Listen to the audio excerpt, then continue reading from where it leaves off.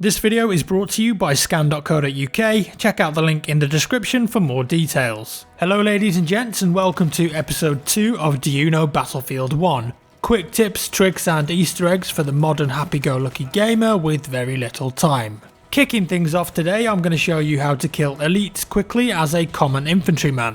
You could just shoot at them, but that takes bloody ages. Instead, why not try this? Elite classes will die in one hit from a melee takedown. Sneaky beaky like. Or even better, if you want to keep your distance, use the Assault AT rocket gun. A direct hit will kill all of the elites in one blast from this thing, even the sentry. Another one, K-bullets that the scout class gets. Let's take a quick look. Normally it takes 7 headshots from the SMLE rifle to kill a tank hunter from full health points. That's a lot of headshots. However, switch to K-bullets and crack this guy in the noggin twice and he'll go down like a sweet muffin. K-bullets do a lot more damage to elite units. If you're a scout, make sure you're using them. Do you know that you can fix stationary weapons with the repair wrench? If your favourite field cannon, anti-air gun or such like has been taken a beating and will soon perish, why not switch to support and repair that turret to full health again? This means that you can use it for longer and spit out some more hot damage. And whilst we're on the subject, there's a neat trick you can do with the field cannon. We all know how long it takes to reload, and the animation leaves you vulnerable to a headshot from a sniper or a tank shell to the face. Instead, try this: fire a shot, start the reload animation by hitting fire again, and then jump off quickly to attack any targets and defend yourself. When you're ready a couple of seconds later, you can jump back on the field cannon and fire straight away without having to go through the long animation. It's done it itself. GG easy, I believe is the saying. Next, Limpet Charges, or Lumpy Charges as the cool kids call them. This is a support class gadget that when used correctly is super effective at not only destroying vehicles because it sticks to them, but also blowing out walls, ceilings and floors to destroy unsuspecting victims. If you find yourself a little sniper nest, normally these type of buildings on Suez Canal and Sinai Desert, either throw it at an outside wall and wait for some explosive joy, or you can actually go into the room underneath and attach the limpet charge high on the wall. A few seconds later, this will cause a huge explosion, killing anyone in its proximity but also levelling that portion of the building. And whilst the destruction is going on, if there are people in the building, the falling debris will damage them and net you some more kills and points. Give it a go and you'll be Kobeing limpet charges left, right and centre. Incredible fun and a viable tactic. Trust me. On to another deployable explosive now though, the AntiTank Mine for the assault class. You place them down on the ground and if you're lucky enough, a tank or enemy vehicle of some delineation will roll over them and go big boom bye bye. However, if you're not a person that likes to rely on luck and positioning that much, there's another way that you can use mines to instantly take out some of even the heaviest tanks. So you need to get alongside them. It's tricky but possible. Place 3 down on the floor and shoot or grenade one of the mines. After enough damage, the mines will explode, causing a massive AoE blast that will instantly kill. Surprisingly, sometimes it's better to use this tactic if you're trying to solo enemy tanks, because throwing one AT grenade or dynamite takes longer and it's not going to do the full amount of damage. If you can reach the tank or players unnoticed, why not give it a go? Now, what happens when 2 players bayonet charge each other? Well, I've got the answer for you. Whichever player bayonet charges last will win the duel. So if you see someone running towards you and have no other options left, or you just want to embarrass them, bayonet charge them back and you'll end up as the victor. Yay.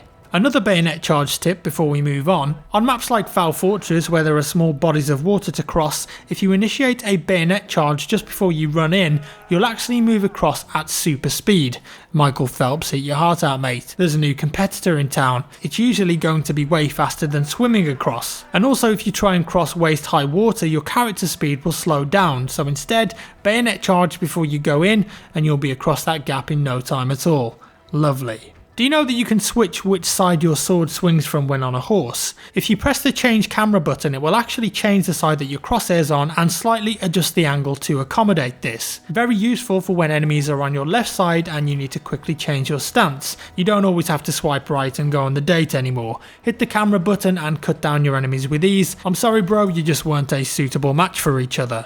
A tip for the budding medics out there now: if you see a revive symbol flashing like this, it means that the player is holding the button to skip the revive and go back to the deploy screen. If you notice this, it might be worth moving closer to them to signal that you're nearby and coming in for a revive. remember that they can see how close you are to them in the death screen, and this might give them incentive to wait for you instead of skipping the revive. Hold on to those tickets and retain your tactical advantage instead. Wait for the medic. A situational tip for tanks now. If you've taken damage and need to repair, perhaps you just won the fight and your tracks are disabled, sometimes it's actually a better and faster option to hop out of the tank and switch to your repair wrench to repair the tank instead. This will get the tank up and moving quicker than holding the repair button when you're inside it. However, of course, there are some risks associated with this, and outside of the tank you become an easy target for snipers and nearby infantry. So try wiggling left and right whilst you're repairing to make yourself a harder target and then hop back in. Try it out instead of using the automatic repair sometimes, it might just save your life and your tank in the process. Check out this little Easter egg on Rush. Every once in a while when a defender activates the objective to send out artillery, it will play the old school Battlefield theme tune that began with BF 1942 in Morse code.